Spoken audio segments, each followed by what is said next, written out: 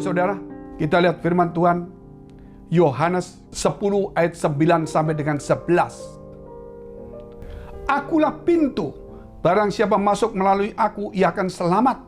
Dan ia akan masuk dan keluar dan menemukan padang rumput.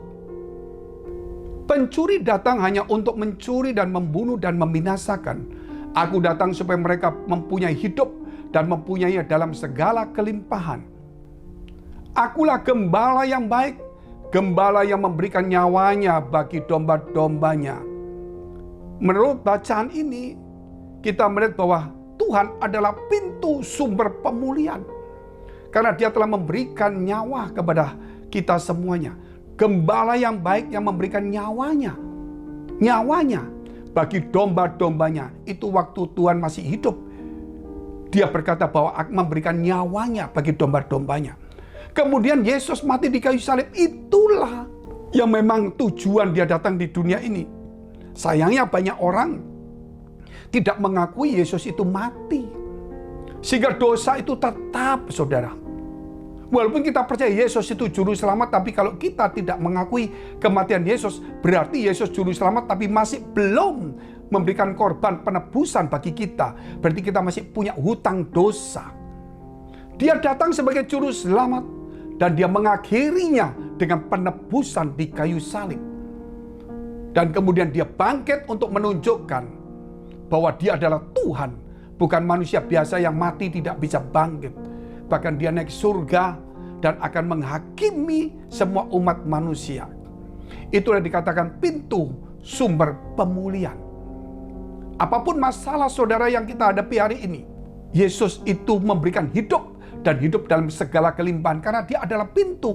Siapa yang keluar masuk dia akan mendapatkan, saudara, padang rumput, mendapatkan keselamatan, pertolongan dari Tuhan. Entah saudara dari luar masuk, entah dari dalam ada masalah saudara mau keluar dari masalah itu. Atau di luar ada masalah saudara mau masuk di dalam keselamatan anugerah Tuhan. Tuhan itu adalah pintu.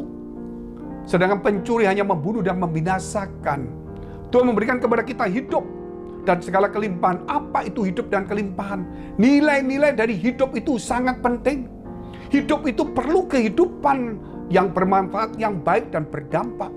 Jikalau hidup itu tidak punya kehidupan yang berdampak, yang baik, maka apa artinya hidup itu? Tidak ada artinya, saudara.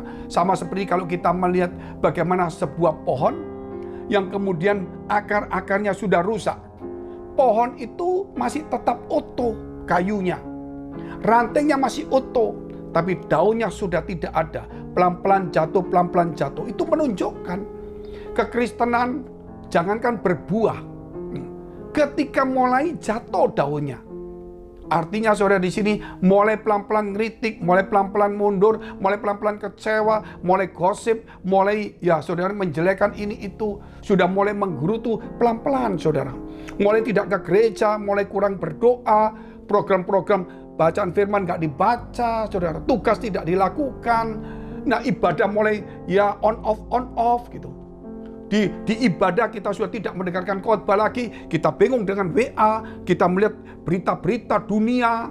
Kita melihat itu, saudara, itu sudah mulai daun-daunnya rontok semuanya. Dan kemudian kita lihat kelihatannya onggok gede, gitu. Kayunya masih ada. Tetapi dia tidak mungkin, saudara, yang dikatakan terus hancur pelan-pelan. Enggak. Tetapi dia sudah nggak tumbuh, tapi tetap berdiri.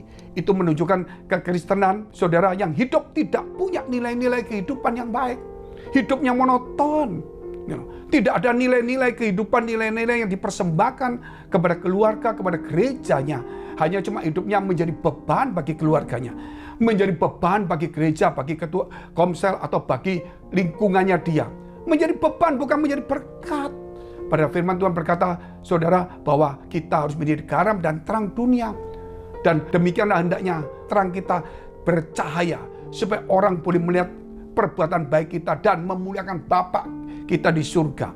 Harus kelihatan terang itu, yaitu perbuatan baik. Itu namanya nilai-nilai hidup harus dikembangkan kembali. Dan kemudian kita melihat kalau ada pohon, saudara, saya menjumpai ada pohon kering. Terus akhirnya mau dipakai apa? Buat hiasan. Buat hiasan apa, saudara? Hiasan barang mati. mungkin untuk kayu bakar, untuk bakar. Dan itulah orang-orang, saudara, yang tidak bertumbuh, yang sudah mulai gugur, yang sudah mati, yang sudah tidak berakar kepada ajaran Yesus, ya, yang sudah keluar dari Yesus, yang hatinya pahit, kecewa. Maka dia cuma bisa untuk bakar, yaitu apa? Gosip-gosip mungkin, saudara. Mungkin orang yang ke gereja mulai didatangi satu-satu di rumah. Ngapain kamu ke gereja? Ngapain kamu ke dengar firman? Lihat itu gereja, lihat itu pemusiknya, lihat itu WL-nya, lihat itu pekerjanya, lihat itu pendetanya. Pakainya mahal, kita sendiri pakainya jelek, itu lihat WL-nya. Oh, lihat itu kalau malam kemana dia? Itu lihat pekerjanya, orangnya keker, saudara. Dia sendiri juga melakukan seperti itu, berbahaya. Karena dia sudah kering, sehingga dia hanya memberi, saudara, bahan bakar untuk yang lain. Dan itulah namanya pemurnian. Ingat hari ini, saudara. Dan dikatakan juga, akulah gembala yang baik memberikan nyawanya. Saudara tahu kalau ada namanya petugas pemadam kebakaran? Ketika ada kebakaran hebat, mau tidak mau dia harus datang masuk. Walaupun kondisinya begitu gawat, selama dia bisa masuk, dia harus tolong itu. Kalau hari-hari dia cuma melihat kalau ada kebakaran baru dia datang. Situasinya berat, ya itu memang tugas dia. Nah, saat inilah kita sudah kebakaran, saudara. Dalam hidup kita, pekerjaan kita, rumah tangga kita, mungkin dalam kesehatan kita mulai terbakar. Bukan iman kita dimurnikan, tapi ini terbakar. Mulai hangus, kita akan mati, saudara. Yesus itu gembala yang baik. Sama seperti seorang pemadam itu menolong seorang anak, menyelamatkannya. Walaupun mungkin dia luka-luka sedikit. Itu tugas dia. Dan inilah tugas Yesus Kristus. Yang tanpa kita minta, dia akan menyelamatkan kita. Karena dia akan memberikan nyawanya untuk kita. Saudara, dia untuk menolong kepada kita. Kita lihat firman Tuhan, Markus 9 ayat 12. Jawab Yesus, memang Elia akan datang dahulu dan memulihkan segala sesuatu. Hanya bagaimanakah dengan yang ada tertulis mengenai anak manusia, bahwa ia akan banyak menderita dan akan dihinakan. Bacaan ini mengatakan, saudara, bahwa segala sesuatu akan dipulihkan. Segala sesuatu, rumah tangga, ekonomi kita, terutama rohani iman kita, gereja dipulihkan. Bayangkan apa yang dipulihkan dahulu.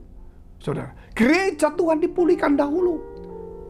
Gereja sebagai pondok Daud yang roboh dipulihkan oleh Tuhan.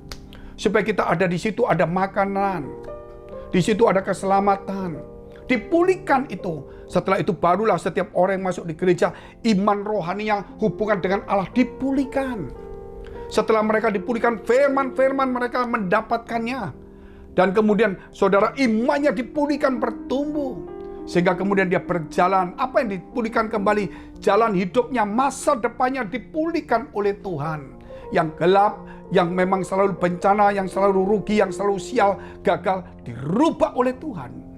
Kenapa saudara? Karena gereja sudah dipulihkan, itu tempatnya. Pondok Daud yang roboh dipulihkan. Dan kemudian kita melihat bagaimana orang-orang di dalam dipulihkan semuanya. Sampai akhirnya keluarga kita dipulihkan. Orang yang berantem rumah tangga yang gak karuan semuanya. Ketika dia menemukan firman Allah, dia dipulihkan. Tapi ada juga di gereja, saudara. Setelah datang di gereja lama melayani, hancur rumah tangganya. Kenapa seperti itu? Yang tadi saya katakan kembali. Karena tidak berakar kepada ajaran Yesus. Doa dia ikut, ibadah dia ikut, dia ambil. Tapi hatinya tidak terbuka. Hatinya seperti berbatu. Hatinya seperti tanah yang keras. Hatinya seperti saudara semak berduri. Penuh dengan kekecewaan, keinginan kaya, keinginan duniawi. Saudara, hatinya bukan tanah yang subur. Oleh sebab itu perhatikan baik-baik. Yang ditabur Tuhan itu selalu benih yang baik. Yang di gereja itu juga. Namun kenapa nggak tumbuh? Kok semak duri? Karena kecewa, sakit hati, kepahitan, cinta dunia, kesenangan dunia, hura-hura, saudara. Kenapa kita tidak bisa tumbuh hati kita menjadi batu keras? Dengar firman, saudara ngomong dengan firman, firman ini cocok untuk suamiku, untuk istriku. Firman ini untuk pendeta itu sendiri untuk anaknya. Pendeta itu sendiri untuk istrinya, untuk suaminya. Untuk WL itu cocok, untuk pekerja cocok. Nggak pernah cocok untuk dia, saudara. Ini loh, sebenarnya firman itu bukan nyerang ke WL-nya. Dia mungkin tahu, cocok sama dia. Tapi ini juga lebih cocok untuk aku. Supaya aku jangan seperti dia. Kan seperti itu, saudara. Walaupun dia tidak lakukan seperti orang itu. Tapi jangan sampai aku seperti dia. Aku belajar. Nah, dikatakan dipulihkan hari ini situasi ekonomi. Jangan takut akan dipulihkan. Kemarin kita menghadapin namanya, saudara, namanya virus pandemi. Wah, semua takut. Dalam waktu kemudian mulai melandai, bulan 9 melandai, tahun 2020. Wah, kita sudah tenang. Saudara, kita tenang semua. Bulan 12, bulan 1, ya itu saya tidak tahu bulan berapa itu. Itu mulai ya ada hari raya itu melonjak lagi.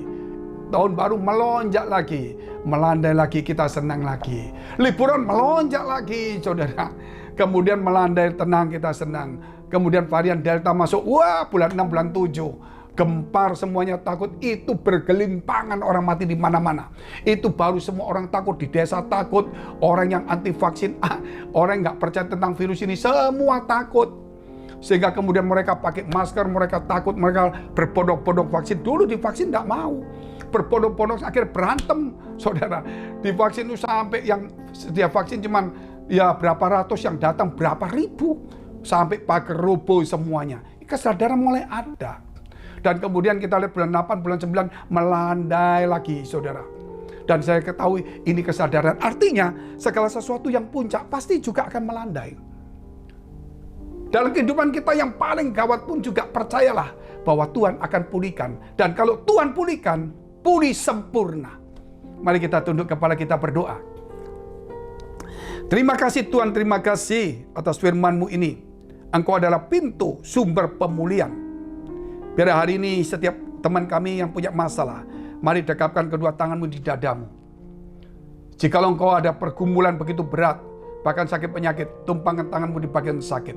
Di dalam nama Yesus, jadilah pulih, jadilah sembuh, jadilah kuat. Di dalam nama Yesus Kristus. Haleluya, haleluya. Amin. Jikalau saudara masih membutuhkan pelayanan konseling atau doa, saudara bisa menghubungi nomor-nomor handphone di mana saudara bisa melihatnya. Tuhan Yesus memberkati. God bless.